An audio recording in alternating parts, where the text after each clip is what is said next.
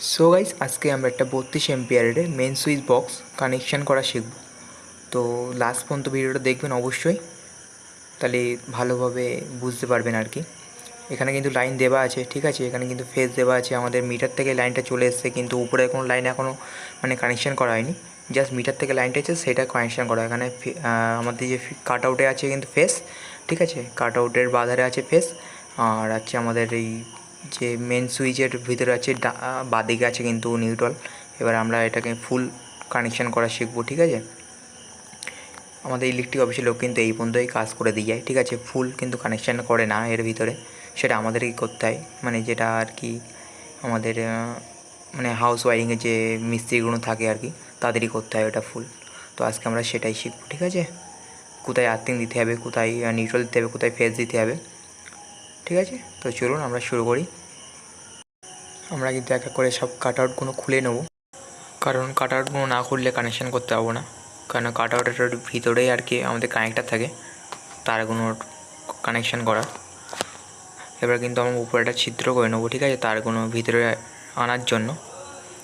আর একটা ফ্লেক্সিবল পাইপও লাগবে এর জন্য আমাদেরকে, কেন ওখানে একটু কভার করে দেবো, দেখতেও ভালো লাগবে খুব, ঠিক আছে। এই আমাদের একটা ফ্লেক্সিবল পাইপ আছে, এটা 1/2 ইঞ্চি ফ্লেক্সিবল পাইপ, ঠিক আছে। আমরা কিন্তু এটা বসিয়ে নেবো এখানে।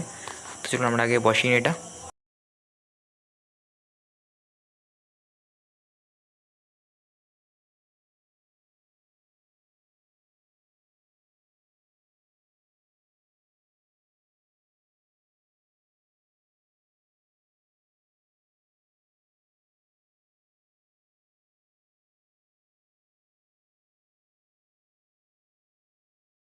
গাইস, আমরা কিন্তু উপরে তারগুলো কভার করে দিয়েছি, আর আর্থিংটা বাইরে রেখে ফেজ নিউট্রালগুলো ভিতরে দিয়ে দিয়েছি, কারণ আমরা আর্থিংটা বাইরে কানেকশন করব।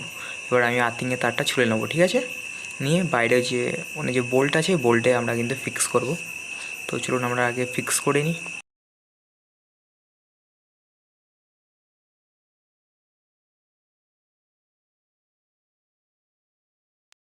এখানে আমি ভিডিওটা একটু ফাস্ট ফরওয়ার্ড করে দিয়েছিলাম, আর আমাদের কিন্তু আর্থিং কানেকশনটা হয়ে গিয়েছে। এবার কিন্তু আমরা ফেজ নিউট্রাল কানেকশনটা করব, ঠিক আছে। তো ফার্স্ট কোনটা ফেজ নিউট্রাল সেটা আমরা চিহ্ন করে নেবো, কেন এখানে চিহ্ন করা থাকে, ঠিক আছে। তো আমাদের কিন্তু যেটা আমাদের বাঁ সাইডের তার, ওটা কিন্তু আমাদের নিউট্রাল, আর ডান তারটা কিন্তু ফেজ, এটা কিন্তু আমাদের উপরের কানেক্টারের উপরে যাবে, ঠিক আছে। আর বাঁ ধারে কিন্তু নিউট্রাল যাবে। তো চলুন আমরা কিন্তু ফার্স্টে ফেজটা কানেকশন করব, ঠিক আছে। আমরা স্ক্রুটা এবার লুজ করে নেবো, নাটগুলো উপরে যে কানেক্টার যে নাট, ওগুলো আমরা একটু লুজ করে নেবো। এবার কিন্তু আমরা কানেকশান করবো, ঠিক আছে। তো সবার ফার্স্টে আমরা কিন্তু ফেজটা কানেকশান করে নেবো, কাটারের মাধ্যমে ছুঁড়ে নেবো ফার্স্টে, ঠিক আছে। আর আমাদের তো কানেক্টার লুজ করা আছে, নাট লুজ করা আছে যেহেতু। এবার কিন্তু নোজ প্লাসের আমাদের দরকার আছে। নোজ প্লাস হলে কী হয়, কানেক্টারের মধ্যে দিতে একটু সুবিধা হয়, কারণ ওটা ভিতরে থাকে যেহেতু। এবার নোজ প্লাসের মাধ্যমে আমরা কিন্তু ওটা ভিতরে দিয়ে দেবো, কানেক্টারের ভিতরে।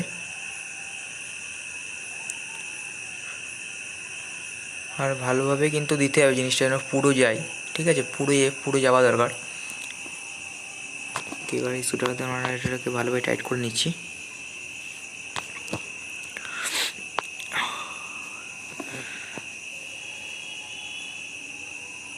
ঠান্ডা লেগেছে খুব।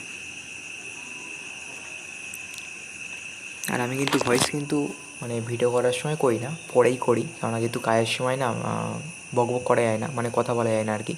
নাহলে একটুখানি ভুলের কারণে কিন্তু অনেক ক্ষতি হতে পারে। আপনারা নিশ্চয়ই ভালো করে জানেন, ইলেকট্রিক কাজ কিন্তু একটা খুবই একটা সাবধানভাবে করতে হয় আর কি। এতে নিজের জীবনেও রিস্ক থাকে, আর বাইলোকের যাদের বাড়ি কাজ হচ্ছে তার বাইলোকের সমস্যা হতে পারে, সেই কারণে। তো আমরা কিন্তু ভালোভাবে কিন্তু দিয়ে দিয়েছি নোজ প্লাসের মাধ্যমে। এবার কিন্তু আমরা টাইট করে দেবো স্ক্রুড্রাইভার দিয়ে।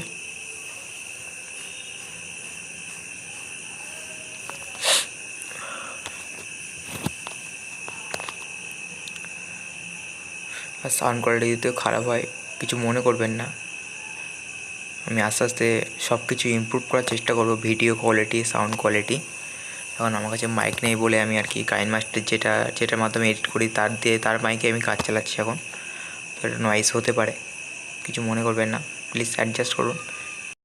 আর আমাদের কিন্তু উপরে কানেকশান হয়ে গিয়েছে, ঠিক আছে। এবার কিন্তু আমরা নিচের মেন ফেজ কানেকশানটা করবো, যেটা আর কি মিটার থেকে এসে। মিটার থেকে তো ফার্স্টে কাট আউটে দিয়েছে, এবার কাট আউটের ডান ধারতে কিন্তু আমরা উপরের কাট আউটে দেবো, মানে নিচের সাইডে ডান ধারে দেবো, ঠিক আছে।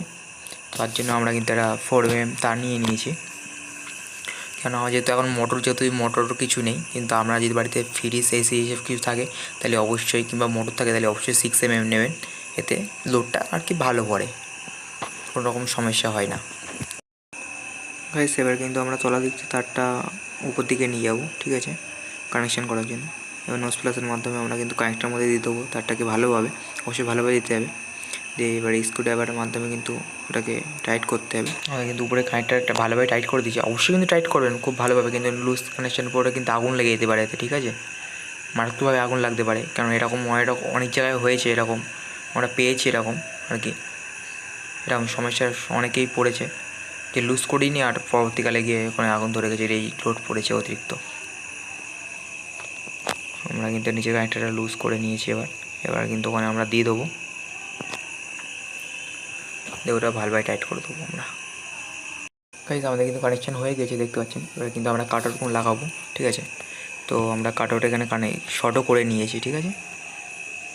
আমরা যেটা ডান ধারে দেবো, মানে আমাদের যেটা ফেজে দেবো সেটাতে কিন্তু 3টে থাকবে, আর যেটা বাঁ ধারে দেবো সেটা 2 থাকবে, কেন আমার যেহেতু লোড এখন বেশি নেই আর কি, সেই কারণে। তো আমরা ফার্স্টে ফেজটাই ফিক্স করলাম এখানে, আর বাঁ ধারে দেবো, মানে নিউট্রালে দেবো আমরা ওই দুটো তার যেটা শর্ট করেছিলাম সেটা।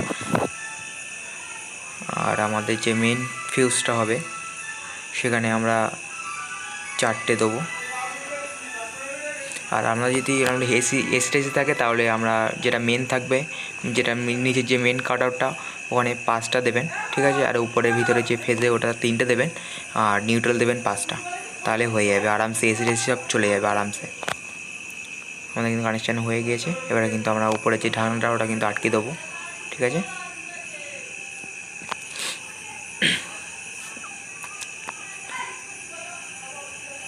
আর এটা ভালো করে আটকাবো, কেন যেহেতু বাড়িতে বাচ্চা আছে, তাই সময় যদি কোনোভাবে খুলে এর মধ্যে হাত চলে যায়, এতে একটা দুর্ঘটনা হতে পারে, সেজন্য স্ক্রুটা ভালোভাবে টাইট করে দেবো এটাকেও।